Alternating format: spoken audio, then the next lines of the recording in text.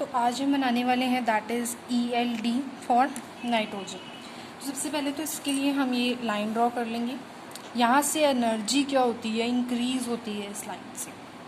तो सबसे पहले हम 1s से ही स्टार्ट करेंगे।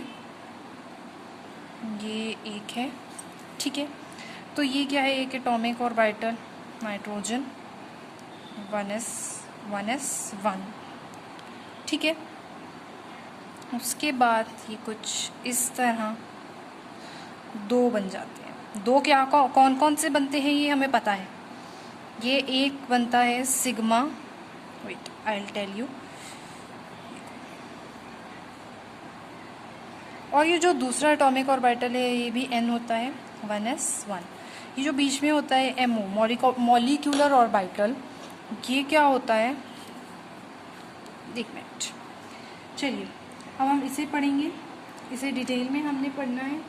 चलिए ये कौन सा है, ये हमारा जो मॉलिक्यूलर ऑर्बिटल नीचे वाला होता है ये हमारा होता है सिग्मा 1s। ये नीचे वाला जो सा हमारा होता है वो सिग्मा 1s होता है। और जो हमारा ऊपर वाला होता है इसमें एनर्जी थोड़ी ज़्यादा हो रही है। एनर्जी मैंने आपको बताया ना, एनर्जी का इंक्रीजिंग ऑर्डर है, तो इसमें हमारी एनर्जी ज़्यादा हो रही है। एनर्जी ज़्यादा हो रही है तो ये वाला हो जाएगा सिग्मा स्टार 1s। ये सिग्मा 1s और ये सिग्मा स्टार 1s। अब देखिए जी, सबको हम मैक्सिमम 2 इलेक्ट्रॉन्स दे सकते हैं। चलिए मैंने इसको 1 2 3 4 इलेक्ट्रॉन्स ऑक्यूपाई हो गए। मुझे 10 और करने हैं क्योंकि इसमें टोटल 14 इलेक्ट्रॉन्स हैं। चलिए अब 2s पे चलते हैं, है ना। चलिए ये हमने ऐसे करा जैसे पहले वाला बनाया है, सिमिलरली ये हमने ऐसे ले लिया।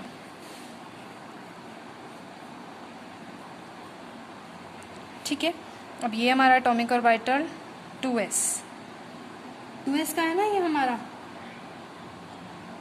और ये वाला एटॉमिक ऑर्बिटल किसका है, ये भी 2s का है। उसके बाद हम देखेंगे कि हमें ये जो बीच वाला मॉलिक्यूलर ऑर्बिटल है ये दोबारा से, अब इसका क्या नाम होगा, इसका नाम होगा सिग्मा 2s। इसका नाम सिग्मा स्टार 2s। स्टार इसलिए क्योंकि ये एनर्जी इंक्रीजिंग ऑर्डर में है, ठीक है। चलिए अब आगे जब हम इसमें इलेक्ट्रॉन्स फिल करेंगे, वो कितने दोबारा से इसमें 4 मतलब 8 फिल हो गए हैं मेरे पास, 6 और फिल करने हैं मुझे। अब 6 के लिए मैं नेक्स्ट हायर एनर्जी मतलब इसमें चली जाती हूँ, दैट इज़ 2p। सबको पता है 2p में मैं 3 लूँगी, 3 होते हैं इस सब में। ये देखो इस वाले में हमारे पास 2 थे, इसमें भी 2 थे, मीन्स 1 2 1 2, लेकिन इसमें मेरे पास 3 है। देखो सिंगली ऑक्यूपाइड होते हैं, है ना। चलिए उसके बाद हम इसका स्ट्रक्चर जब ड्रॉ करते हैं ऐसे होता है इसका स्ट्रक्चर। फिर उसके बाद ये ऐसे होता है।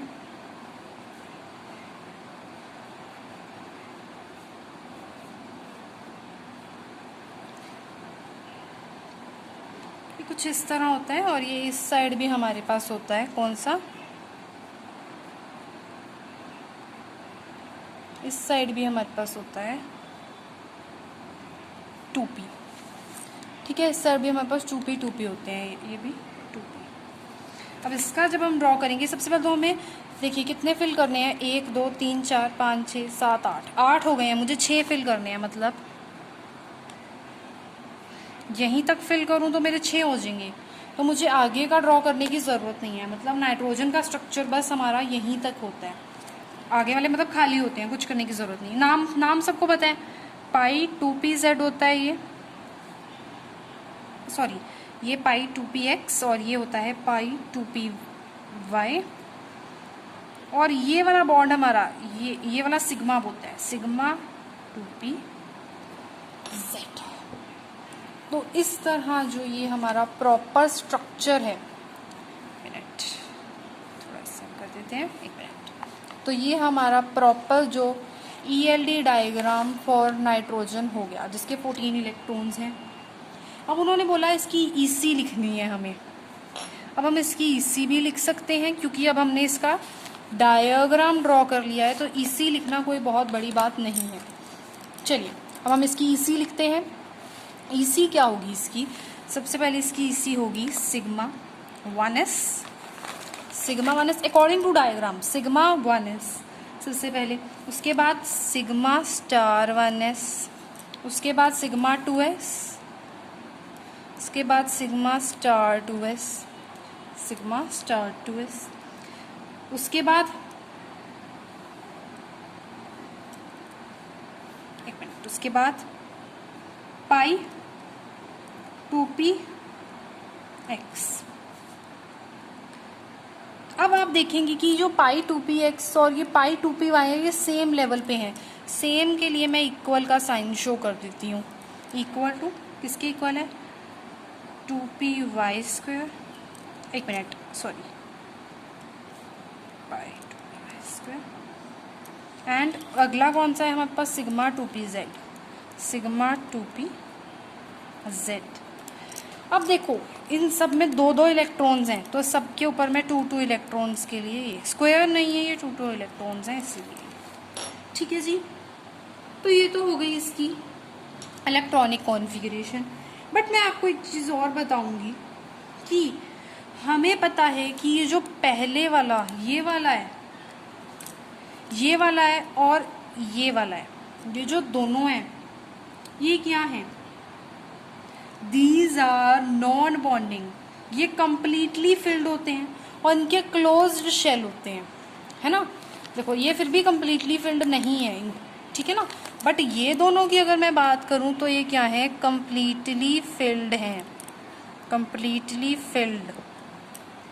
अब ये कंप्लीटली फिल्ड है ना तो इसीलिए हम इन्हें के से डिनोट कर देते हैं, ठीक है ना, किससे डिनोट कर देते हैं, के से। जैसे अगर मैं इस क्वेश्चन में लूँ, मैं सिर्फ इस वाले को के से डिनोट कर देती हूँ, मतलब अगर मैं चाहूँ तो इस पूरे की जगह ना के लिख सकती हूँ, ठीक है, आपकी मर्जी है, इस पूरे की जगह मतलब अगर ये 2 वर्ड लिखने हैं तो लिख भी दो, बट हम के इसलिए लिख देते हैं कि बच्चे को एक्स्ट्रा पता है कि ये कंप्लीटली फिल्ड है हमारा, ठीक है जी। उसके बाद उसने हमसे पूछा है बॉन्ड ऑर्डर।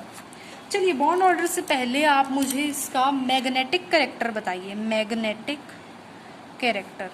अब इसका मैग्नेटिक कैरेक्टर क्या होगा, इसका मैग्नेटिक कैरेक्टर होगा डायमैग्नेटिक।